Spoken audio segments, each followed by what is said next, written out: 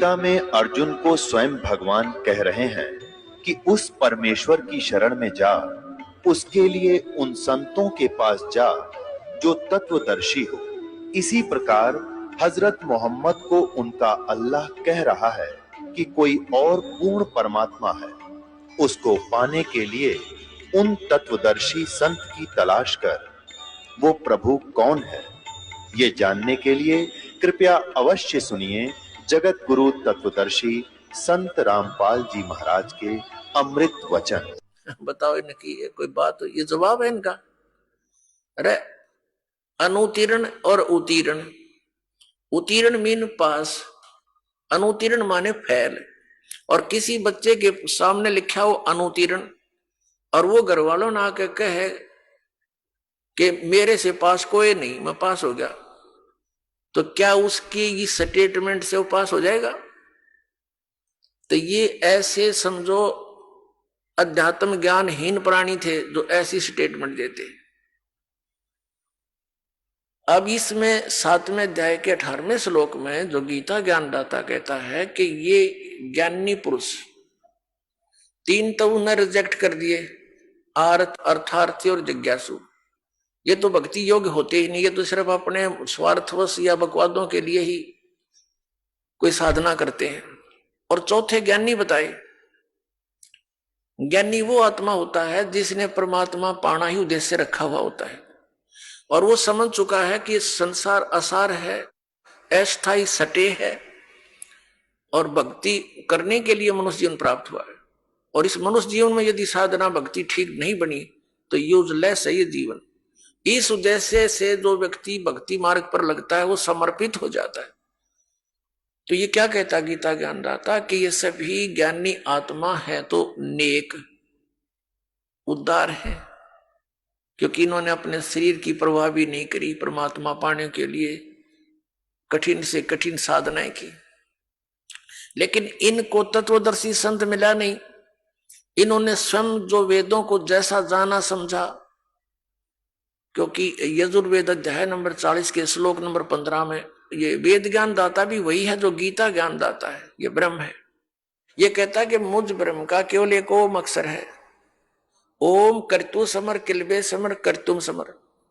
ओम नाम का जाप काम करते करते सिमरण करो, विशेष कसक के साथ सिमरण करो, मनुष्य जीवन का मूल कर्तव्य जानकर इसका सिमरण करो।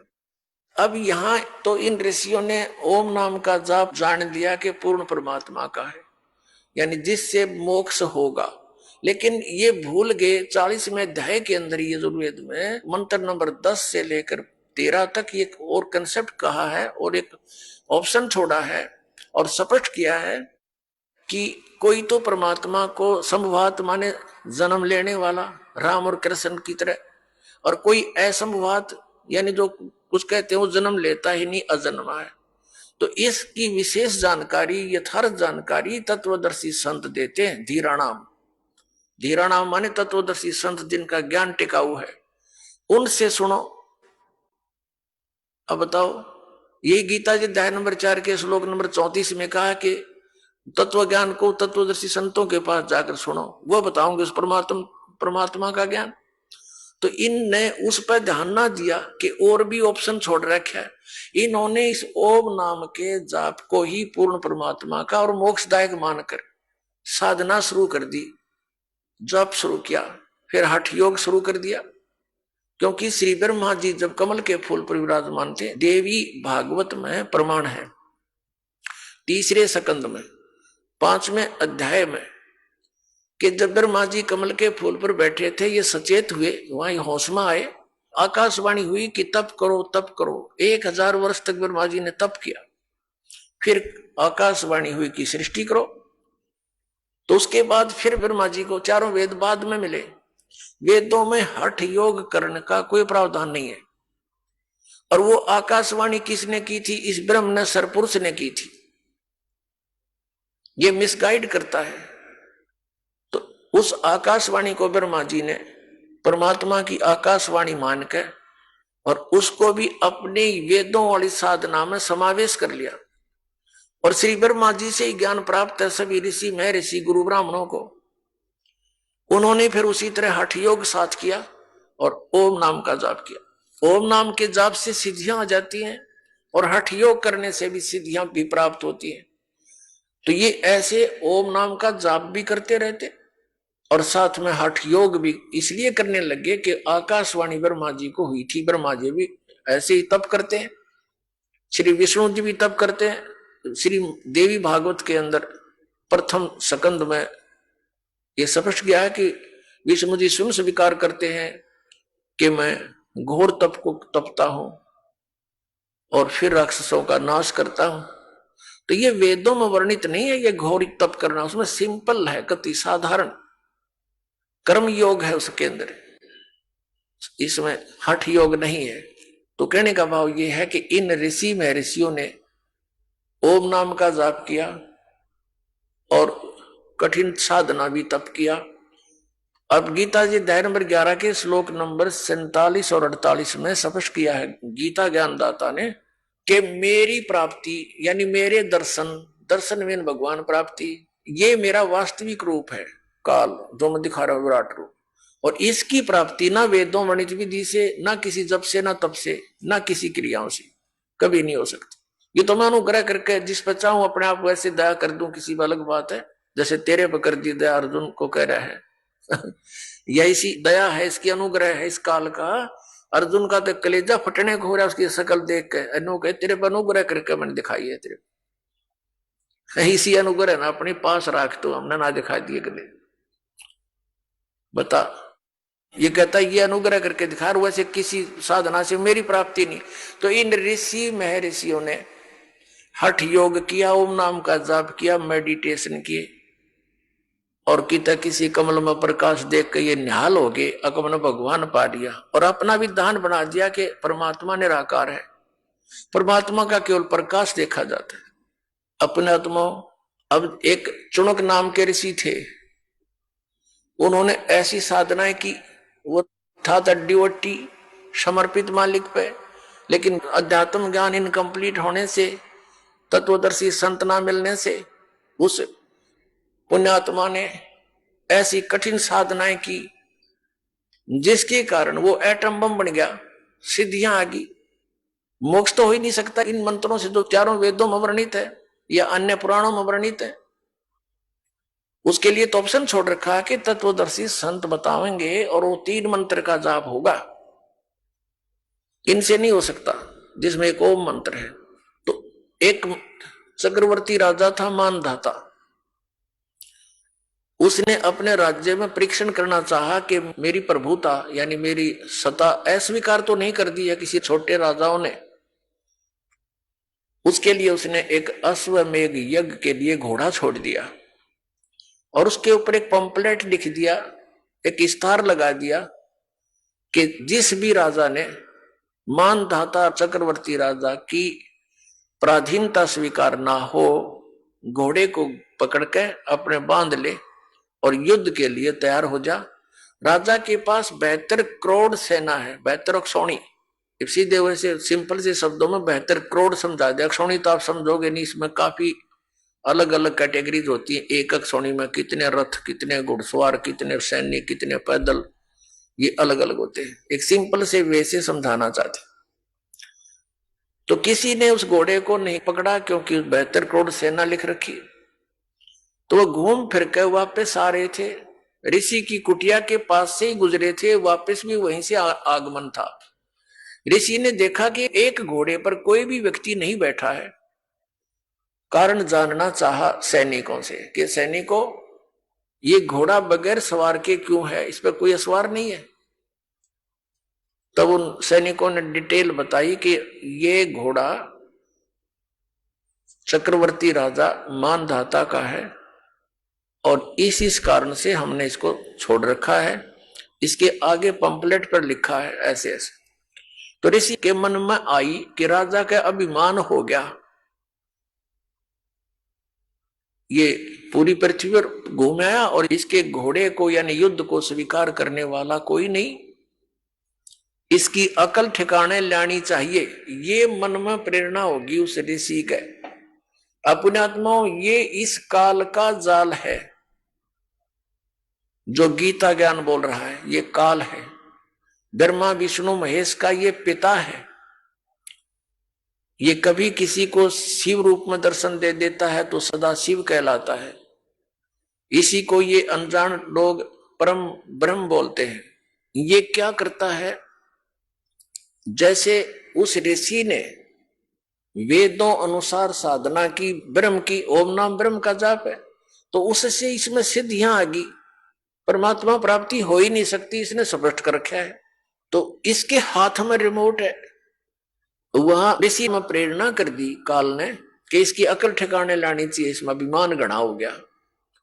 तो ऋषि ने कहा सैनिकों से कि सैनिकों, भाई मैंने तुम्हारे राजा का युद्ध स्वीकार कर लिया। अब सैनिक कहने लगे, रे कंगाल, तेरे दाने खाने को नहीं, और तू युद्ध करेगा मानधाता चक्रवर्ती राजा के साथ? तेरी क्यों सामत आई है? अपनी रट ले राम, और कोई दिन सांस लेने तने। अब वो कहने लगा ऋषि के, भाई मेरे भाग में ऐसा ही लिखा है और मैंने ये युद्ध स्वीकार कर लिया। घोड़ा पकड़ लिया और बांध दिया वृक्ष के जिसका कुटिया छाई थी। अब सैनिक गए राजा के पास, नमक मिर्च लगाया कि आज एक व्यक्ति की हिम्मत बनी है आपके घोड़े को पकड़ने की, कल को दूसरा मुंह उठाएगा राजन, इसका बुराई का शुरुआत में ही एंड कर देना चाहिए। तो राजा ने भेज दी अपनी 72 अक्षौणी सेना की, 72 करोड़ सेना की 4 विभाग कर दिए, 4 टुकड़ी बना दी। प्रथम टुकड़ी भेज दी एक चुनक ऋषि को मारने के लिए। उधर से ऋषि ने जो सारे जीवन में डले डोए थे, ओम नाम का जाप और हठियो किया था, ब्रह्म साधना की थी, उससे उसने अपनी सिद्धियों से 4 पुतली बना दी। पुतली संत भाषा में पुतली और अंग्रेजी भाषा में एटम बम। वचन की जो शक्ति है, इन परमाणु परमाणु का इसका आगे कोई अस्तित्व नहीं है, परमाणु बम वगैरह कोई भी। तो ये अध्यात्म शक्ति बहुत प्रबल है। तो 4 एटम बम बना दिए, एक पुतली छोड़ दी, और उसने बहुत रूप धारण कर लिए और मानधाता चक्रवर्ती के 18 करोड़ सेना का कत्लेआम कर दिया। राजा ने दूसरी टुकड़ी भेज दी, ऋषि ने दूसरी एटम बम छोड़ दिया। कहने का भाव यह है कि उस मानधाता चक्रवर्ती राजा की 72 करोड़ सेना का नाश कर दिया उस चुनक ऋषि ने, उस ज्ञानी आत्मा ने अपने आत्मा। अब गीता ज्ञानदाता इसलिए कह रहा है कि मेरी भक्ति से, मेरी साधना से न तो जन्म मरण समाप्त हो सकता, जरा मरण का एंड नहीं हो सकता, और मेरी साधना इसलिए अनुत्तम है कि ये ज्ञानी आत्मा है तो उद्धार समर्पित है, लेकिन ये मेरे वाली अनुत्तम गति में ही सचित रहे, ब्रह्म तक की साधना करते रहे, और ये अनुत्तम है, इसमें तो ये कुबाड़े करेंगे ये, और मोक्ष हो नहीं सकता, जरा मरण समाप्त हो नहीं सकता। क्योंकि गीता ज्ञानदाता स्वयं कहता है 4थे अध्याय के 5 और 9 श्लोक में, दूसरे अध्याय के 12वें श्लोक में और 10वें अध्याय के दूसरे श्लोक में कि अर्जुन तेरे और मेरे बहुत जन्म हो चुके, तू नहीं जानता मैं जानता हूं, और ये ना समझ कि ये राजा लोग पहले ना थे, तू ना था या मैं नहीं था, और आगे भी होंगे। और 10वें अध्याय के दूसरे श्लोक में स्पष्ट कर दिया कि मेरी उत्पत्ति को ये ऋषि और देवता नहीं जानते, क्योंकि ये मुझसे उत्पन्न हुए। ये ब्रह्मा विष्णु महेश इस काल के पुत्र हैं, और पुत्र पिता की डेट ऑफ बर्थ को कैसे जान सकते हैं? वो तो दादाजी बतावे। तो दादाजी यानी सबके परम पिता परमेश्वर परमक्षर ब्रह्म ने स्वयं आकर के बताया है वो ज्ञान, वो सच्चिदानंद घन ब्रह्म की वाणी है, वो कबीर वाणी है। तो इस प्रकार गीता ज्ञानदाता 7वें अध्याय के 18वें श्लोक में अपनी गति को अनुत्तम कहता है, और इसीलिए 18वें अध्याय के 62वें श्लोक में और 66वें श्लोक में और 15वें अध्याय के 1 से लेकर 4 में तत्वदर्शी संत की पहचान बता करके स्पष्ट कर दिया है।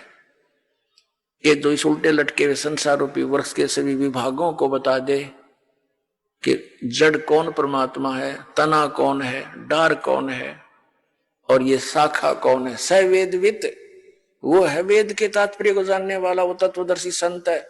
तो परमेश्वर स्वयं आते हैं अपने ऋग्वेद मंडल नंबर 9 और सूक्त नंबर 86 के मंत्र 26 और 27 में, ऋग्वेद मंडल नंबर 9 सूक्त 82 के 1, 2, 3 में, ऋग्वेद मंडल नंबर 9 सूक्त 20 मंत्र 1 में, ऋग्वेद मंडल नंबर 9 सूक्त 1 मंत्र 8, 9 में, ऋग्वेद मंडल नंबर 9 और सूक्त 96 यानी 96 के मंत्र 16 से लेकर 20 में, ऋग्वेद मंडल नंबर 9 सूक्त 94 यानी 94 के मंत्र 1 में आपको दिखाएंगे। और पहले भी बहुत बार दर्शन रूबरू कराया आपके, उनमें स्पष्ट किया है कि परमात्मा ऊपर सतलोक में रहता है, उस तीसरे मुक्ति धाम में, धूलोक में, तेजो में स्थान पर रहता है, और वहां राजा के समान, जैसे राजा अपने सिंहासन पर विराजमान होता मुकुट वुकुट पहन के, ऐसे वो परमात्मा राजा के समान वहां देखा जाता है।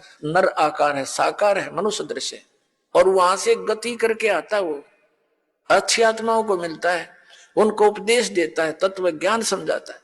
तो वो तत्व ज्ञान जो परमात्मा स्वयं आकर अपने मुख कमल से बोलता है, वो सच्चिदानंद घन ब्रह्म की वाणी है, वो ब्रह्मणे मुखे है, जो गीता जी अध्याय नंबर 4 के श्लोक नंबर 32 में जिसके विषय में। तो वो परमेश्वर आकर ही अपने यथार्थ ज्ञान को स्वयं ही बताता है और अपने लोक में जाने की विधि को स्वयं ही जानकारी देता है।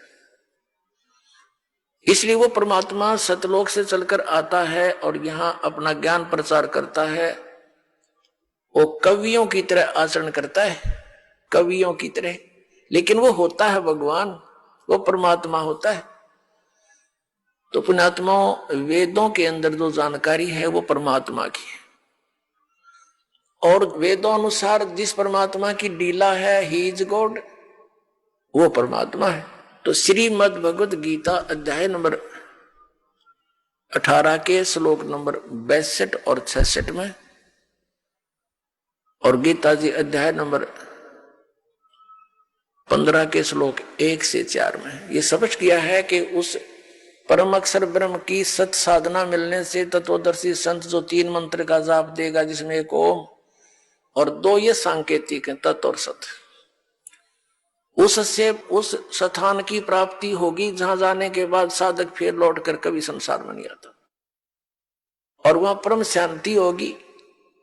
और यहाँ गीता ज्ञान दाता कहता है 8वें अध्याय के 7वें श्लोक में कि मेरा स्मरण भी कर और युद्ध भी कर, मेरी शरण में रहना तो युद्ध करना ही पड़ेगा। यहां शांति नाम की चीज नहीं।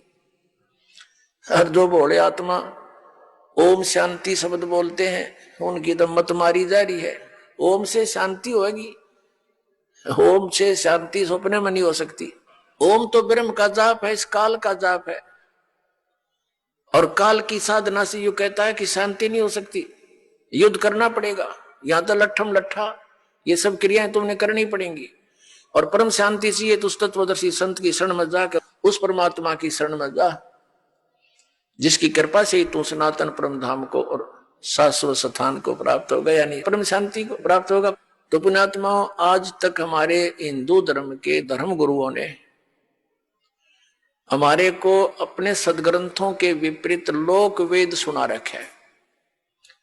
हमारे आज तक के हिंदू धर्म के जितने धर्मगुरु हुए हैं वो हमारे सदग्रंथों से भी परिचित नहीं थे, जिस कारण से उन्होंने अर्थों के अनर्थ करके ज्ञान को अज्ञान बना के हमारे अंदर फीड कर दिया, भर दिया, और आज वो हमारे यहां गले तक अड़ा पड़ा है। हजारों वर्षों से हम इसको सुनते और सुनाते आ रहे हैं। ढेर सारी त्रुटियां इनके अध्यात्म ज्ञान में थी, हम फिर भी संतुष्ट थे क्योंकि विकल्प नहीं था। हमारे पास वो मेजरिंग टेप नहीं थी, वो कोई ऐसा पैमाना नहीं था जिस हम इनको नाप लें इनका ज्ञान गलत है या ठीक है, क्योंकि हमारे पूर्वज हम अशिक्षित थे, हम संस्कृत भाषा नहीं जानते थे, और सभी सदग्रंथ संस्कृत भाषा में लिपिबद्ध थे। और हमारे धर्मगुरु ये ब्राह्मण लोग ये ही केवल संस्कृत भाषा के पढ़ने का अधिकार रखते थे। जैसे 4 वर्ण बनाए थे, एक वर्ण सदग्रंथों का अध्ययन करे, शिक्षा ग्रहण करे, सदग्रंथों का जो अध्ययन करे और फिर जनसाधारण को उनको सरल भाषा में समझावे। ये अध्यात्म गुरु यानी अध्यापक का, टीचर का कर्तव्य बनता है। और टीचर वही होता है जो सिलेबस से ज्ञान करावे, और जो सिलेबस से बाहर की बातें बताता है वो टीचर ठीक नहीं, वो अध्यापक ठीक नहीं, वो तो शत्रु है विद्यार्थियों का। तो पुण्यात्माओं, हमारा जो सिलेबस है, वैसे तो ये सिलेबस जो केवल हिंदुओं के नाम कर दिया, ये पूरे मानव मात्र के लिए है। कौन सा? ये 5 वेद, 5 वेद हैं। 4 वेद तो वेल नोन है ही, एक 5वां वेद सूक्ष्म वेद है, जिसको तत्व ज्ञान भी कहते हैं। उस सूक्ष्म वेद के अंदर वो तत्व ज्ञान है, वो 5वां वेद है। उसको परमात्मा ही आकर अपने मुख कमल से बोलता है, अपनी सिंपल लैंग्वेज में, जो जनसाधारण समझ सके। और उससे पहले सदग्रंथों को ठीक से ना समझकर जितने भी धर्म गुरु होते हैं, वो उन सदग्रंथों के विपरीत ज्ञान सुना रहे होते हैं। और परमेश्वर आकर के, क्योंकि वो नर आकार है, मनुष्य दृश्य है भगवान, सह शरीर आता है, सह शरीर जाता है। उस परमात्मा ने ये लीला बनारस में की थी, काशी शहर में, भारतवर्ष में। सन 1398 से सन 1518 तक 120 वर्ष रहे धरातल पर। एक जनसाधारण की तरह क्रिया की, जुलाहे का काम किया, ये दिखाने के लिए, परमात्मा पाने के लिए हठ योग या कर्म संन्यास लेने की कति आवश्यकता नहीं। एक रिहर्सल करी थी भगवान ने कि घने पैसे की आवश्यकता नहीं परमात्मा पाने के लिए, और केवल ब्राह्मण जाति भी आवश्यक नहीं, यानी उच्च जाति ही आवश्यक नहीं।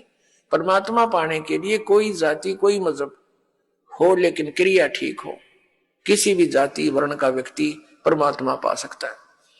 ये उदाहरण देने के लिए वो आते हैं और अपने मुख कमल से वो अध्यात्म ज्ञान बोलते हैं। तो उस परमेश्वर ने वो अध्यात्म ज्ञान यानी तत्व ज्ञान 600 वर्ष पहले बोला था। सन 1398 से सन 1518 के बीच में वो तत्व ज्ञान सच्चिदानंद घन ब्रह्म की वाणी बोली थी, जो आदरणीय धर्मदास साहिब जी के द्वारा लिपिबद्ध की गई थी। अब परमात्मा के साथ इस काल ने एक और लफड़ा गेर रखा है कि परमात्मा ज्ञान देकर जाते हैं, बीच में ये उसी के मार्ग में, उसी के पंथ में काल के दूत घुसेड़ देता है, और वो फिर परमात्मा की उस अध्यात्म ज्ञान का प्रारूप बिगाड़ देते हैं। अब लगभग 600 वर्ष हो गए कबीर वाणी को, कबीर पंथियों के द्वारा ही उसके अंदर बहुत सी फेरबदल कर दिया, अपने अनुभव अनुसार उसको फेरबदल कर दिया। इनको ये लगा कि इसको जनसाधारण नहीं स्वीकार करेगा, उसमें चेंज कर दिया, लेकिन फिर भी बहुत ढेर सारा सत्य शेष है। उसकी पूर्ति के लिए परमात्मा फिर क्या करते हैं, वे सतलोक से आते हैं एक जिंदा महात्मा रूप बनाकर संत का, और अपनी अच्छी आत्माओं को मिलते हैं, जैसे उनके गुणों में लिखा है वेद में। वो फिर उस दृष्टिकोण से वो परमात्मा किन किन को मिले थे, आदरणीय धर्मदास साहिब जी को, आदरणीय मुल्कदास साहिब जी को, आदरणीय नानक साहिब जी को, आदरणीय दादू साहिब जी को, आदरणीय गरीबदास साहिब जी को, गांव छुड़ानी जिला झज्जर हरियाणा वाले को, आदरणीय घीसा दास साहिब जी, गांव खेखड़ा जिला मेरठ उत्तर प्रदेश वाले को। तो इनमें से परमात्मा ने निर्धारित किया था, क्योंकि आदरणीय नानक साहिब जी और मुल्कदास साहिब जी और आदरणीय धर्मदास साहिब जी ये एक समकालीन ही रहे हैं तकरीबन परमात्मा के साथ। तो नानक साहिब जी को भी उन्होंने ज्ञान दिया, उन्होंने भी अपनी वाणी में लिपिबद्ध कर दिया। लेकिन मालूम था परमात्मा क्योंकि समय आने में सब जगह परिवर्तन ये हो सकता है, इसलिए आदरणीय गरीबदास साहिब जी को, जिनका जन्म संवत 1774 सन 1717 में हुआ था। और सन 1727 में, यानी 10 वर्ष की आयु जब थी गरीबदास साहिब जी की, गांव छुड़ानी वाले की, उस समय परमात्मा अपनी लीला अनुसार अपनी प्यारी आत्माओं को मिलते हैं, अच्छी आत्माओं को। गरीबदास जी को मिले थे, जंगल में गौएं चरा रहे थे गरीबदास जी। तो वहां लीला की थी कि और भी कई गवाले थे, उन्होंने हठ किया, प्रार्थना की प्यार से कि महात्मा जी आपने भोजन खाना पड़ेगा। परमात्मा ने कहा भी भोजन तो मैं खाऊंगा नहीं, क्योंकि अपने अभी खा के आया हूं। तो उन्होंने कहा जी दूध तो पीना ही पड़ेगा, नहीं तो हम अतिथि को ऐसे जाने नहीं देते, और आप तो महात्मा हो। तो परमात्मा ने कहा था कि भाई मैं कंवारी गाय का दूध पिया करूं, पिला दो। तो पाली ग्वाले हंसने लगे कि मजाक करते हो बाबा जी। गरीबदास साहिब जी 10 वर्ष के बालक थे, खड़े हुए एक कंवारी गाय ले आए जिसने दूध पीना छोड़ रखा था, कंवारी बछिया 1-1.5 वर्ष की होगी। अभी तक वो उसको बैल ने टच नहीं किया था, कंवारी। और परमात्मा ने थपकी मारी, सतनों से दूध निकल पड़ा, लंबे लंबे सतन हो गए थन, और नीचे एक साफ पात्र मिट्टी का छोटा सा पात्र था, वो रख दिया, उभर गया। आधा परमेश्वर ने पिया, आधा गरीबदास साहिब ने पिया। अन्य पालियों ने नहीं पिया जो बड़ी उम्र के थे, वो कहने लगे जादू जंतर का दूध हम नहीं पिएंगे, पाप लगेगा। कहने का भाव यह है कि गरीबदास साहिब जी को परमात्मा उनकी आत्मा को निकालकर सचखंड ले गए, पूरे ब्रह्मांडों से परिचित कराया। उधर से बच्चे को मृत जान लिया, घर ले गए उठा के। 10 बजे की बात थी, सुबह शाम के 6-7 बजे से उनको रख दिया चिता के ऊपर अंतिम संस्कार के लिए। तब परमात्मा ने ऊपर के सब ब्रह्मांड और अपनी सतीथि परिचित करके, उसके अंतःकरण के अंदर परमात्मा ने ये तत्व ज्ञान फीड कर दिया गरीबदास साहिब जी के। चिता के ऊपर ही वो हलचल होगी, जीवित हो गए, उठकर आगे अपने आप ऊपर के जो रस्से बांध रखे थे सबके अपने आप रस्सी टूट गई, और उठकर ये ज्ञान बोलने लगे, और भाषा बोल नहीं रहे थे वो। गांव वाले ने सोचा ये मेंटल हो गया, महात्मा से जंतर मंत्र का दूध पी के। एक दादूपंथी गोपाल दास नाम के एक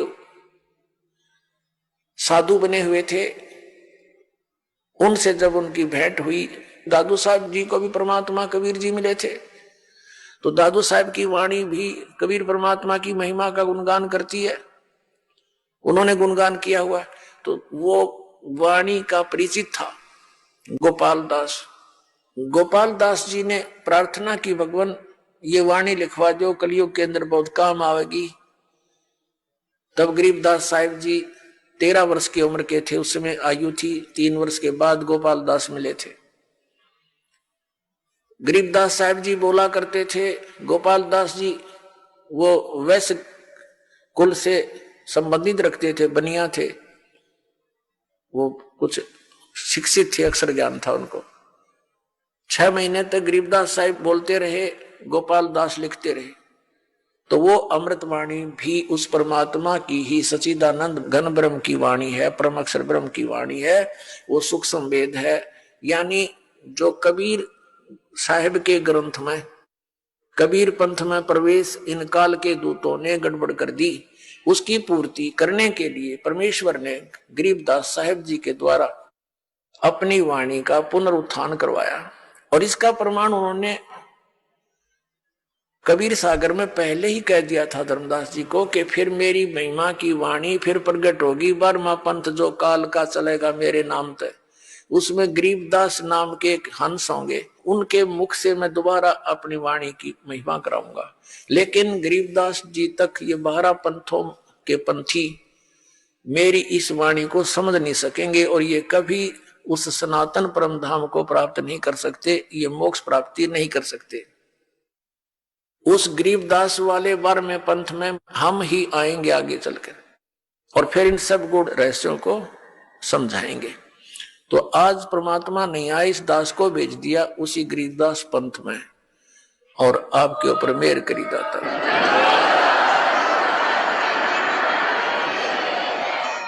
अपने आत्माओं, इस दास का जन्म पवित्र हिंदू धर्म में हुआ। और हमारे इस पवित्र हिंदू धर्म के अंदर जो भी अध्यात्म सत्र की जानकारी हमें मिली, हम उस पर आरूढ़ थे। हम पुराणों को भी पढ़ते थे, हम श्रीमद् भगवत गीता जी को भी पढ़ते थे, लेकिन हम वेदों को नहीं पढ़ते थे, क्योंकि वेद बहुत कम मिलते थे जो अनुवादित हों, और अनुवादकर्ताओं ने ऐसे ढंग से अनुवाद कर रखा था कि उनको पढ़ने अगर लग जाओ तो सिर में दर्द हो जा, उनका कोई सिर पैर नहीं। लेकिन श्रीमद् भगवत गीता को हम पढ़ते थे और इस उद्देश्य से पढ़ते थे, ज्ञान ग्रहण की दृष्टि से नहीं पढ़ते थे, आत्म कल्याण की दृष्टि से पढ़ते थे, जैसा हमें बताया गया था।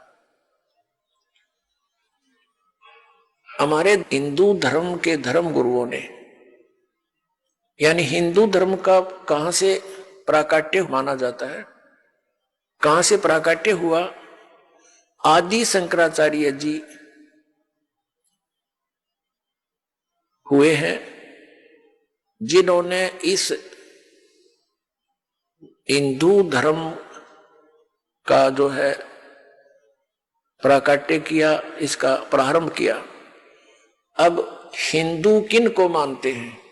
हिंदू उनको मानते हैं जो आदि शंकराचार्य द्वारा दिए गए अध्यात्म ज्ञान को स्वीकार किए हुए हैं, उन्हीं के आधार से जो साधनाएं करते हैं, उस मानव समाज को हिंदू कहा जाता है। आदि शंकराचार्य से पहले कोई हिंदू नहीं था, सभी एक वैदिक धर्म को ही मानते थे। वैदिक धर्म कौन सा है? जो केवल वेदों पर ही आधारित है, वेदों अनुसार साधना करता है, वेदों के अतिरिक्त किसी भी लोक वेद को वो स्वीकार नहीं करते थे। आदि शंकराचार्य जी का जन्म कब हुआ? श्री ईसा मसीह जी से 508 वर्ष पूर्व।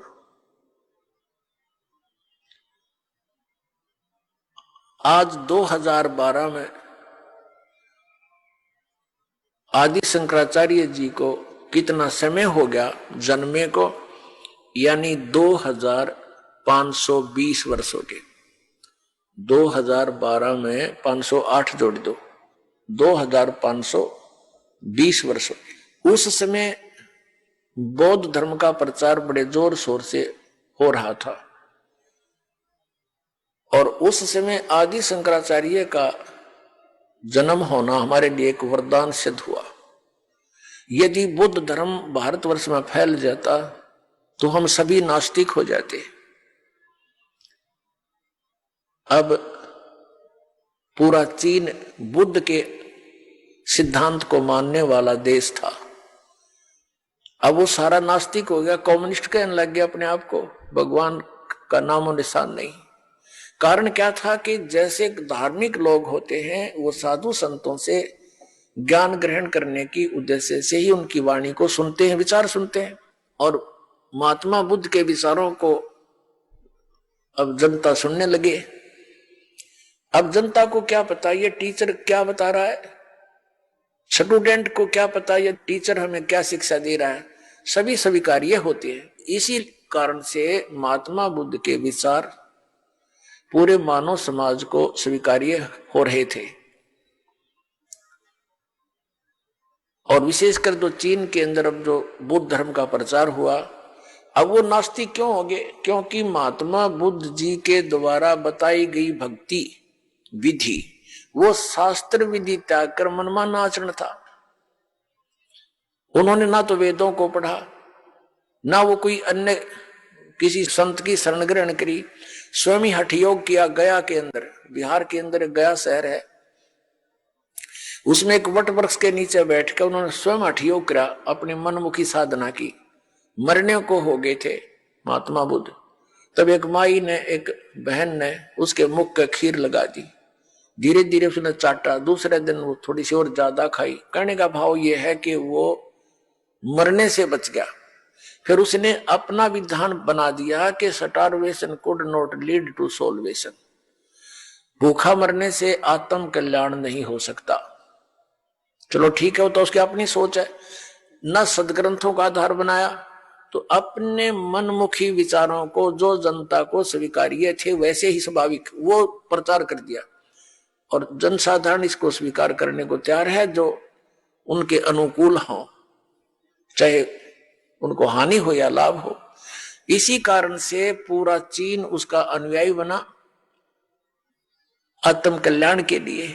महात्मा बुद्ध के द्वारा बताई गई भक्ति विधि से अध्यात्म लाभ हुआ नहीं, और प्रारंभ में पुण्यकर्मी प्राणी होते हैं, उनको वैसे स्वाभाविक भी अपने संस्कारवश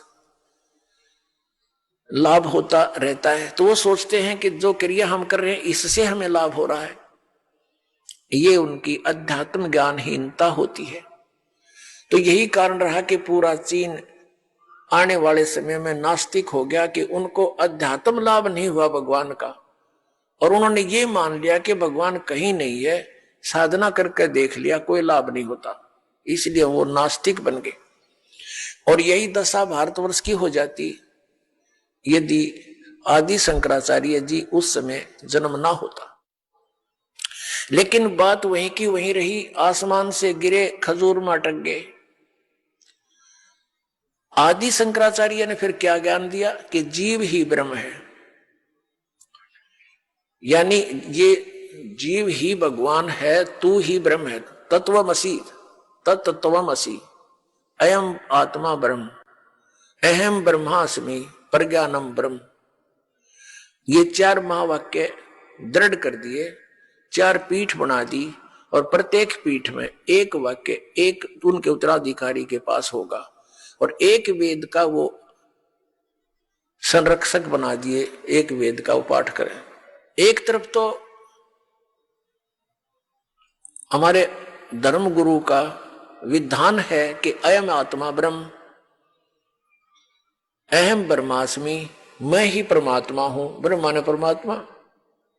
दूसरी तरफ हमारे धर्मगुरु कहते हैं कि श्री कृष्ण, श्री शंकर भगवान और श्री विष्णु जी की भक्ति करो, और नाम मंत्र बताते हैं जय राम जय जय राम सीताराम राधे श्याम जय गोपाल राधे श्याम ओम नमः शिवाय गायत्री मंत्र। भले पुरुषों पुणात्मा, अब हमारा जो मोतियाबिंद था इस दास के अज्ञान का, मेरे पूज्य गुरुदेव जी ने वो मोतियाबिंद का ऑपरेशन कर दिया। अब मेरी आंखें वो तत्व ज्ञान वाली आंखें काम करने लगी। अपने धर्म गुरुओं को दास ने उस तत्व ज्ञान रूपी तराजू में धर के तोल के देखा, और अब आपके सामने तोल के दिखाऊंगा ये हमारे धर्मगुरु क्या ज्ञान प्रचार किया करते थे, वो कितना हमारे सदग्रंथों में प्रमाणित है। और शास्त्र विधि को त्याग कर जो मनमान आचरण करते हैं, गीता जी अध्याय नंबर 16 के श्लोक नंबर 23-24 में कहा है, गीता जी अध्याय नंबर 16 के श्लोक 23 में कहा है कि शास्त्र विधि को त्याग कर जो मनमान आचरण करते हैं उनको न तो कोई सुख हो, न कोई सिद्धि प्राप्ति हो, और न उनकी गति हो। फिर किस लिए भक्ति कर रहे हैं? यूजलेस भक्ति इन 3 वस्तुओं के लिए ही करते, 3 पदार्थों के लिए। 16वें अध्याय के 24वें श्लोक में कहा कि इससे तेरे लिए अर्जुन कर्तव्य और अकर्तव्य की अवस्था में कौन सी साधना करनी चाहिए, कौन सी ना करनी चाहिए, सदग्रंथ ही प्रमाण है, इन्हीं के आधार से करना। किसी की लोक वेद को मत मानना। जो संत सदग्रंथों अनुसार ज्ञान देता हो महात्मा, जो गुरु, उसके विचारों को मानना, किसी के लोक वेद पर आश्रित ना होना। अब हमारे धर्मगुरु हमें क्या बताते थे? एक तरफ तो कहते हैं अयम आत्मा ब्रह्म, जीव ही ब्रह्म है, और दूसरी तरफ कहते हैं श्री कृष्ण भगवान, शंकर भगवान और नारायण भगवान विष्णु जी ये सर्वशक्तिमान, अजन्मा, अमर, इनका कोई माता पिता नहीं। अपने आत्माओं, हमारे हिंदू धर्म के अंदर जो साधनाएं प्रचलित हैं वो कौन कौन सी हैं? ये मंत्र आपको बता दिया, हरे कृष्ण हरे राम कृष्ण कृष्ण हरे हरे, सीताराम राधे श्याम राधे राधे श्याम मिला दे, ओम नमः शिवाय, ओम भगवते वासुदेव नमः, और गायत्री मंत्र। पुण्यात्माओं, ये मंत्र मोक्षदायक है या नहीं है, इसका निर्णय कहां से होगा? यह सदग्रंथों से ही होगा। और सदग्रंथ कौन से हैं? सदग्रंथ हैं पवित्र पांचों वेद। 4 वेद तो वेल नोन है, ऋग्वेद, यजुर्वेद, सामवेद, अथर्ववेद, और 5वां सूक्ष्म वेद जिसको तत्व ज्ञान भी कहते हैं, सच्चिदानंद घन ब्रह्म की वाणी भी कहते हैं, जिसको कबीर वाणी भी कहते हैं। और इन 4 वेदों का सारांश, सूक्ष्म वेद को छोड़कर 4 वेदों का सारांश है श्रीमद् भगवद गीता। ये चारों वेद क्या हैं और श्रीमद् भगवद गीता क्या है, 18 पुराण क्या है, जो हमारे हिंदू धर्म के सिलेबस है, पाठ्यक्रम की पुस्तक यानी धार्मिक पुस्तकें हैं। पहले इनका निर्णय करना पड़ेगा हमने, तब हम आगे अध्यात्म मार्ग में कदम उठा सकेंगे। ये 5 वेद, 4 वेद इंक्लूडिंग सूक्ष्म वेद, ये पूरा का पूरा ज्ञान पूर्ण परमात्मा ने, परम अक्षर ब्रह्म ने इस ब्रह्म के अंदर, सर्वपुरुष के अंदर यानी काल के अंतःकरण में फीड कर दिया था और उसका निर्धारित समय कर दिया था। इतने समय के उपरांत ये अपने आप इसके श्वासों के माध्यम से बाहर आएगा। ऐसा ही हुआ जैसे भैंस गाय को गर्भ रहता है और समय आने के बाद वो अपने आप बाहर आ जाता है, ऐसा समझो। ऐसी व्यवस्था कर दी मालिक ने। तो जब वो समय आया, अपने आप इसकी श्वासों से 4 वेद बाहर आ गए। अपनात्माओं, अगर ये अध्यात्म ज्ञान आज से 20-30 वर्ष पहले प्रारंभ होता या 50 वर्ष पहले प्रारंभ होता तो शायद ही कोई समझ सकता। अब जैसे एक मोबाइल से दूसरे मोबाइल में बगैर किसी तार के कनेक्शन से फिल्म की फिल्म फीड हो जाती है और उसमें देख लो, ऐसे ही परमात्मा ने उसके श्वासों के माध्यम से वो बाहर वेद आए और एक अलग से वेदों का रूप धारण कर दिया, ज्ञान का। अब ये अनाड़ी कहते हैं कि उस समय कागज कहां से आ गया, कलम कहां से आ गई, ये तो भक्तिहीन प्राणी, अध्यात्म ज्ञानहीन प्राणी के विचार हो सकते। परमात्मा क्या नहीं कर सकता? जिसने इतने ब्रह्मांड बना कर रख रखे हुए कागज तैयार नहीं कर सकता? परमात्मा जो चाहे सो कर सकता है। आपने जादूगर देखे होंगे, हम देखा करते, छोटे छोटे गांव में आते थे बस जादूगर, एक छोटा सा गोली कांच की और मुख में डालते थे, छोटी सी इतनी होती थी, और थोड़ी देर में नो कर दो इतना बड़ा बट्टा निकाल दे पत्थर का गोल गोल, और एक और ये निकाल देते। जब एक मैन परमात्मा बनाया हुआ आदमी ये कर सकता तो वो क्या नहीं कर सकता? तो ये जो अध्यात्म ज्ञानहीन हम क्यों हो गए, इसका निष्कर्ष निकलेगा। इसने क्या किया? इस ब्रह्म ने, सरपुरुष ने, जो ब्रह्मा विष्णु महेश का पिता है, इसने पूरा ज्ञान पढ़ा जो परमात्मा ने इसको दिया था।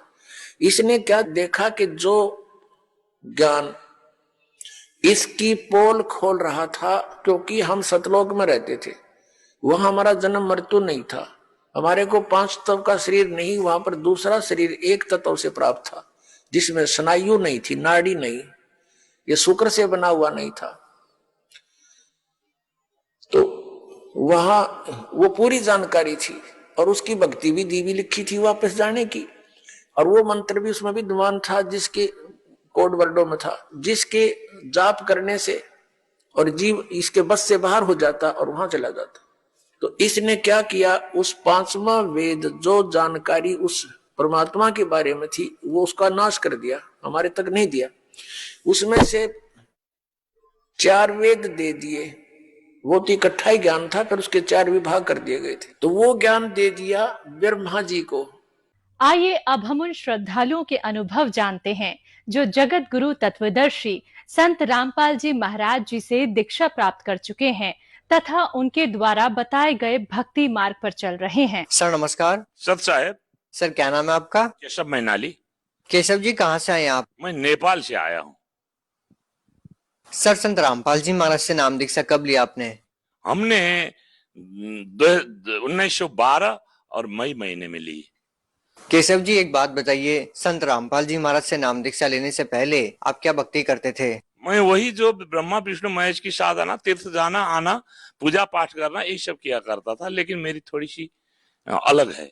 क्या नेपाल में भी ब्रह्मा विष्णु महेश की पूजा करते हैं? वहां तो पशुपतिनाथ तो सबसे बड़े देवी देवता माने जाते हैं, और बहुत वहाँ देवी देवता टेम्पल, वो जब कैपिटल ऑफ टेम्पल कहा जाता है काठमांडू को। केशव जी, क्या करते हैं आप? मैं राजनीति करता था और पार्लियामेंट का मेंबर रह चुका 4 साल तक मैं। सर, एक बात बताइए, आप नेपाल में रहते हैं तो फिर इतनी दूर हिंदुस्तान में हरियाणा में संत रामपाल जी महाराज से नाम दीक्षा क्यों ली? बस इसकी थोड़ी कहानी आप मैं बताना चाहता हूँ। और मैं था पार्लियामेंट का मेंबर, और मैं बहुत रोग से, डिजीज से बहुत दुखी था मैं। मुझे ब्रोंकाइटिस क्रोनिक लगी हुई थी, मुझे 24 साल से पाइल्स थी, और पाइल्स में 4000 महीने का दवा मैं पीता था। और आपको ये ब्रोंकाइटिस से तो ऐसा लगता था कि हर मिनट में कफ आता था, और हाथ में फीकदानी लेकर मैं चलता था। होते होते ऐसी मुसीबत आ गए कि सरकार ने कहा तुझे बाहर भेजूंगा, क्योंकि सरकार को तो दवा करानी है एमपी लोगों को। तब वहां एक डॉक्टर का बोर्ड है, उसने मुझे सिफारिश नहीं किया। उसने कहा कि ये लाइलाज है, मैं इसको सिफारिश नहीं करूंगा। ऐसे ही मेरी जो बीबी थी, उसको भी आपको हड्डी घिसने की रोग, और ये जल बिंदु जो कहते हैं, एक मोतिया बिंदु होता है, उसका ऑपरेशन होता है, जल बिंदु का ऑपरेशन नहीं होता, और वो लाइलाज है, दुनिया में नहीं होती। उसको कह दिया 2 महीने में तुम अंधी हो जाओगी। और हम लोग दोनों जब लाइलाज हो गए तो हम लोग बहुत चिंता मग्न बैठे थे। ऐसे ही एक संत रामपाल जी महाराज के शिष्य आए, और उन्होंने हमने सारी पीड़ा बता दी। तो उन्होंने कहा कि आप जाओ हिसार, वहां एक संत बैठे हैं, उनकी एक आशीर्वाद से दुनिया का बीमारी ठीक हुआ, तुम भी ठीक करा लो। हम कल ही होकर यहाँ वहां से रामपाल की शरण में आए हैं। केशव जी, आप मेंबर ऑफ पार्लियामेंट रहे हैं नेपाल में, रसूख भी आपके बड़े बड़े लोगों से रहे होंगे। क्या सर संत रामपाल जी महाराज से नाम दीक्षा लेने से पहले क्या आप किसी साधु या संत के संपर्क में भी रहे हैं? वो तो मत पूछिए, मैंने किस साधु को नहीं दिखाया, किस संत को नहीं दिखाया, किस डॉक्टर को नहीं दिखाया, किस मंदिर में जाके मन्नत नहीं मांगी, लेकिन पूरा वो आपको बेकार हो गया।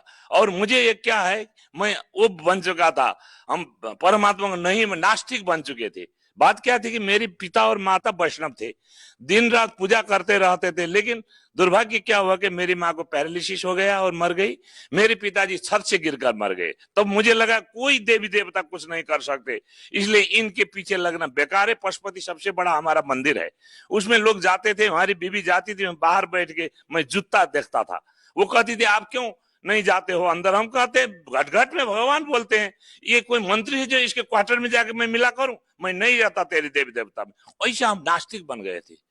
केशव जी, आप पार्लियामेंट मेंबर कब से कब तक रहे हैं? हम 4 साल रहे, और वो 4 साल में आपको बता दूं मैं, हम यहाँ 12 में आए, 2008 से 12 तक रहे, और वहां हम अपने पार्टी के हम नेता भी थे, मेंबर भी थे, और हमारे पार्टी से हम अकेले थे, और सारा सुख सुविधा हमें मिली थी। लेकिन इस रोग डिजीज के कारण मैं अपहेलित हो गया था। हमारा काम था पब्लिक से रिलेशन करना, लेकिन मुंह में हाथ रखे बिना, रुमाल रखे मैं नहीं बोल पाता। तो थोड़ी देर मुझे बोलने के बाद लोग मुझसे घृणा करते थे, कैसा ये डर्टी है, ऐसा हमको होता था। इतने हमें ग्लानि होती थी कि हमको लगता था कि मैं आत्महत्या कर लूं।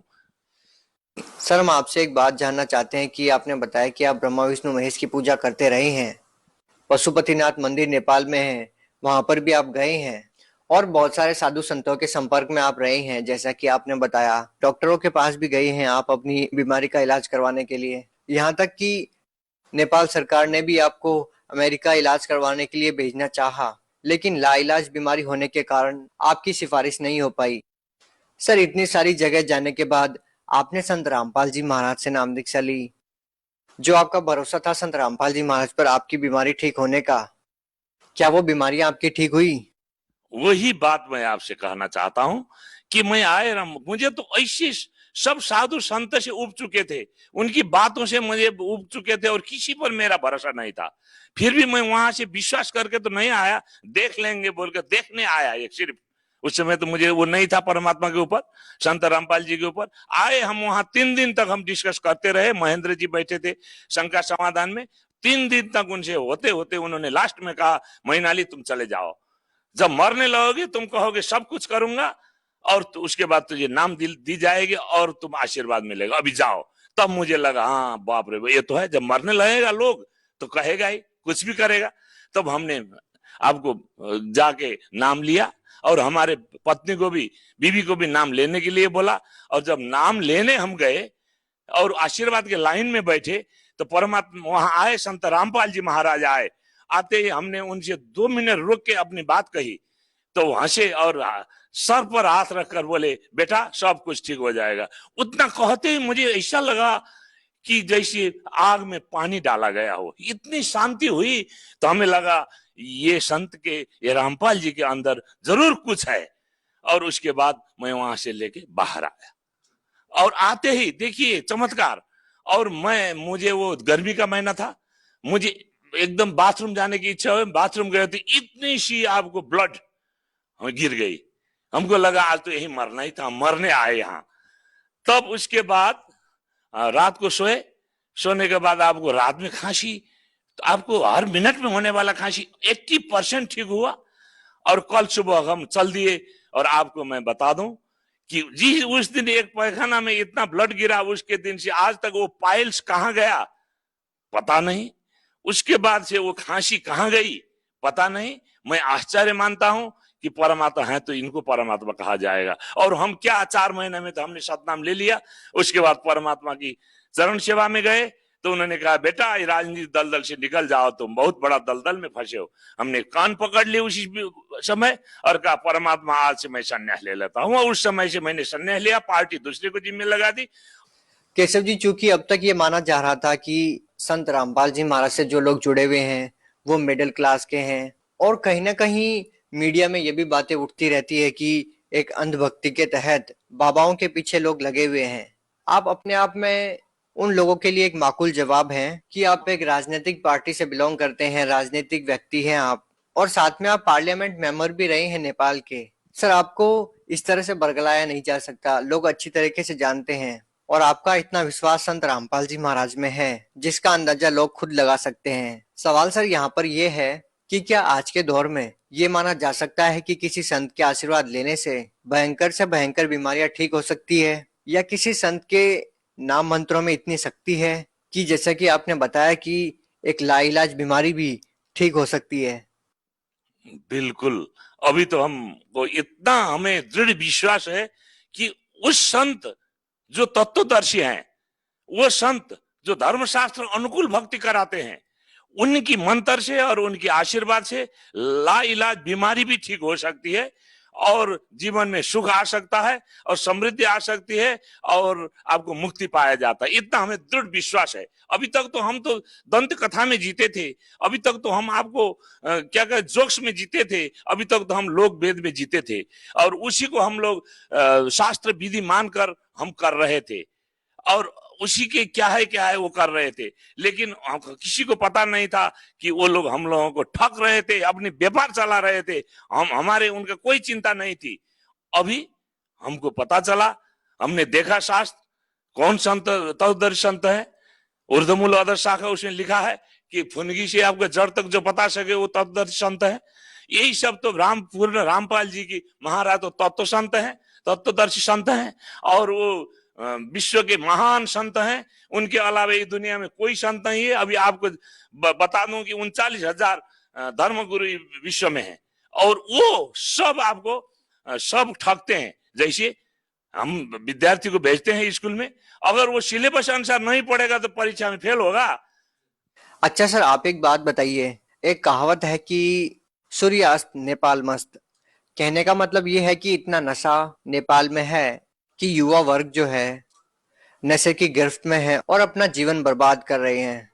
संत रामपाल जी महाराज के बारे में हिंदुस्तान में ये बात तेजी से फैल रही है कि जो संत रामपाल जी महाराज से नाम दीक्षा ले लेता है उनका नशा छूट जाता है। सर, आपका क्या अनुभव है इस बात को लेकर के? मुझे बिल्कुल ये अनुभव है कि अगर संत रामपाल जी महाराज की शरण में आ जाएं तो उनकी नशा पूरे की पूरी छूट जाती है। नेपाल में बहुत नशेड़ी लोग हैं, वहां मांस और शराब के बिना कोई होटल नहीं चलती, वहां खाए बिना लोग बैठ जी नहीं पाते हैं। आपने कहा सूर्यास्त तो नेपाल मस्त वो होता है, लेकिन हमें क्या लगा क्यों रामपाल जी के शरण में आने पर लोग नशा छोड़ते हैं। आदमी दो चीजों से जीते हैं, एक भक्ति से और भय से। रामपाल जी महाराज में भक्ति भी है, भय भी है। भय इसलिए है कि वो हमारा वो हो जाए, खंडित हो जाएगा। भक्ति परमात्मा यथार्थ भक्ति धर्मशास्त्र अनुसार देते हैं। ये दोनों के कारण से और परमात्मा की कृपा से ये छूट जाती है। सर, आप सरहद पार नेपाल से आप आए हैं, जितनी दूरी तय करके आप संत रामपाल जी महाराज के पास पहुंचे, इस बीच कम से कम हजारों संत हैं जिनसे आप जुड़ सकते थे, लेकिन आपको ऐसा क्यों लगा कि संत रामपाल जी महाराज से ही नाम दीक्षा लेनी चाहिए? हमने तो सबको आज टेस्ट कर दिया। सब तो ठगने की फेरी में है, सब तो आपको व्यापार चला रहे हैं, हमें ठग ठग कर अपने झोली भर रहे हैं। लेकिन संत रामपाल जी महाराज के बारे में हमने सुना। हम दूसरे दिन होकर जब यहाँ चले आए तो यहाँ न एक पैसे वो मांगते हैं, न एक पैसा वो दान करने को कहते हैं, सिर्फ वो आपको भलाई ही करते हैं। हम तो कहते हैं नेपाल में क्या कहते हैं जानते हैं? तुम्हारा लेवता है, हमारा देवता है। सर, आप कोई पहले नशा करते थे? जी, मैं तो क्या राजनीति होने के चलते मैं शराब पीता था, गांजा पीता था, क्या कहते हैं चरस पीता। हम क्या नहीं पीते थे, क्या नहीं करते थे, लेकिन इसी के चलते तो ब्रोंकाइटिस हुई मुझे। कैसे छूटे सर जो आप व्यसन करते थे? जी, जिस दिन से मैंने संत रामपाल जी महाराज से मैंने दीक्षा ली, उसी दिन से मुझे शराब, गांजा, भांग, आपको ये चरस और सारी चीज मुझे छुटी। अब तो उस दिन से क्या लगता है, क्या परमात्मा की कृपा है। कोई दूसरा पीता भी है तो मुझे लगता है कि क्या कर रहा है। कोई सिगरेट भी निकालता है, मुझे घृणा होती है। कोई मांस भी आगो लेके आता है तो मुझे घृणा होती है। हम तो ऐसे मांस खाने वाले आदमी हैं भगत जी कि हमको लगता था कि मांस तो हम मरते वक्त भी काखी में लेके चले जाएंगे, ऐसा था हमारा मांस। घर में जब झगड़ा होता था तो इसीलिए घर में बीवी से झगड़ा होता, हमारा इतनी आमदनी है तो मांस क्यों नहीं लाती हो। और हमारी बीवी भी कहती थी मांस नहीं छोड़ पाएंगे। लेकिन उस दिन से इतनी घृणा हुई, लगता था कि अब नहीं, बेटे का मांस तो नहीं हम खा रहे हैं। वैसा हमारे भावना चेंज कर दिए परमात्मा ने कि हमारी सारी छुट्टी और परमात्मा की सारी वो मंत्र से सारा छुट्टी। सतगुरु मिले तो इच्छा मिटे, पद मिले। बहुत बहुत धन्यवाद। सत साहेब। सत साहेब। जगतगुरु तत्वदर्शी संत रामपाल जी महाराज जी ने हमारे ही धर्म ग्रंथों में छिपे गूढ़ रहस्य से हमारे मन के सारे सवालों को सुलझा दिया। जो सवाल थे, जैसे कि यदि परमात्मा एक है तो हम अलग अलग धर्मों में कैसे बट गए, ये सारा काल का बनाया हुआ जाल है जिसमें हमें वो फंसाए रखता है ताकि हम अपने एक परम पिता परमात्मा को ना पहचान सके। ये सृष्टि कैसी रची गई? सृष्टि रचना में संत रामपाल जी महाराज जी ने हमें दिखाया पूर्ण गुरु की पहचान कैसे करें। श्रीमद् भगवत गीता के अध्याय 15 श्लोक 1 से 3 में बताया है कि जो संत यह संसार रूपी वृक्ष के सर्व अंगों की भिन्न भिन्न जानकारी विस्तार से बता देगा, वो तत्वदर्शी संत है, अर्थात पूर्ण गुरु की पहचान है। हम कौन है? हम सतलोक के वासी है।